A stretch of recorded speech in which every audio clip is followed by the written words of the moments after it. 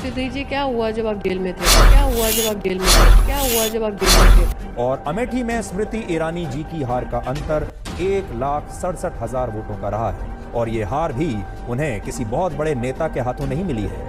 ये हार उन्हें राहुल गांधी से नहीं मिली है। ये हार उन्हें कांग्रेस पार्टी के एक कार्यकर्ता जो पहली बार चुनाव लड़ रहे थे, जिन्होंने खुद कभी ये नहीं सोचा था कि वो कभी चुनाव लड़ेंगे और सांसद बनेंगे, उन कार्यकर्ता किशोरी लाल शर्मा से उनको इतनी बड़ी हार मिली है। और मोदी सरकार के जो 19 मंत्री हारे हैं, उनमें सबसे बुरी तरह हारने वाली मंत्री हैं श्रीमती स्मृति ईरानी जी। सारी उम्र में जो कर्जा बड़े आ रहा। साथियों, 4 जून का जो रिजल्ट आया, उस दिन से जो ब्लैक एंड वाइट शो चलाते थे सुधीर चौधरी, उनके कई सारे वीडियो वायरल हो रहे हैं। उस दिन से जिस तरह से वो बातें बदल करके सामने लोगों के रख रहे हैं, लोग उन वीडियो को वायरल कर रहे हैं और सवाल पूछ रहे हैं।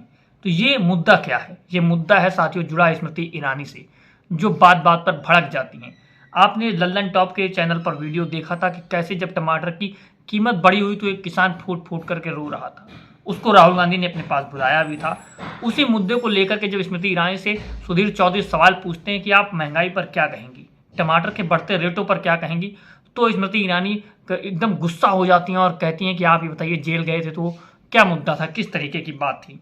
पूरी तरह से मुद्दे को घुमा देती हैं एक तरह से।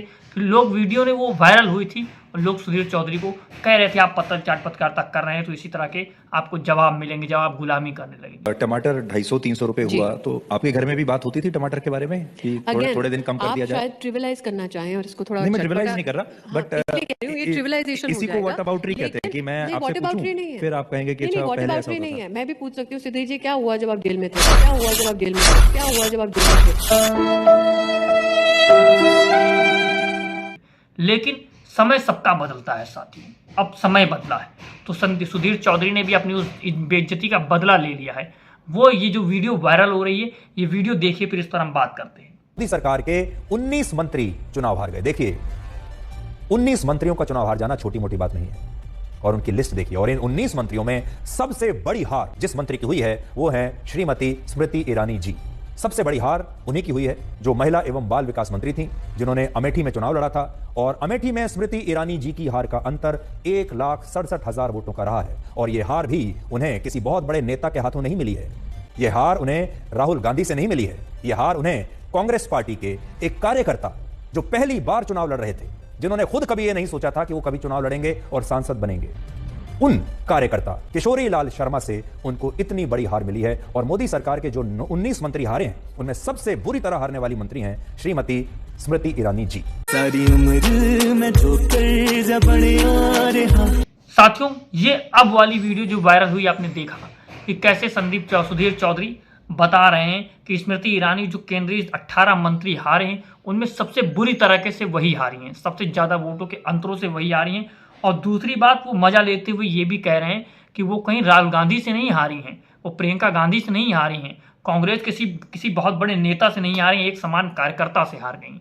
जितनी बड़ी हार उन्होंने हारी हैं, और एक सामान्य कार्यकर्ता से जिस तरह से वो कांग्रेस के हार गई हैं किशोरी लाल शर्मा से, वो उनके राजनीतिक कैरियर को किस तरह से खत्म करने की ओर बढ़ चुका है। साथियों, इस बात पे आप कैसे सोचते हैं, किस आधार पे आप इसको देखते हैं?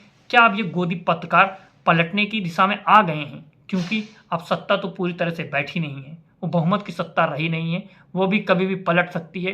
तो उस दिशा को देखते हुए, उस स्थिति को देखते हुए, उसको भांपते हुए अब ये गोदी पत्रकार पलटने की कोशिश कर रहे हैं। साथियों, आप नज़र बना कर रहिए, कौन कहाँ पलटता है इसको आप देखते रहिए। और आप देख रहे हैं दो बोल न्यूज़, जो अपनी आवाज़ आपके साथ बेबाकी से रखता है, आपकी ज़मीनी मुद्दों को आपके सामने रखता है।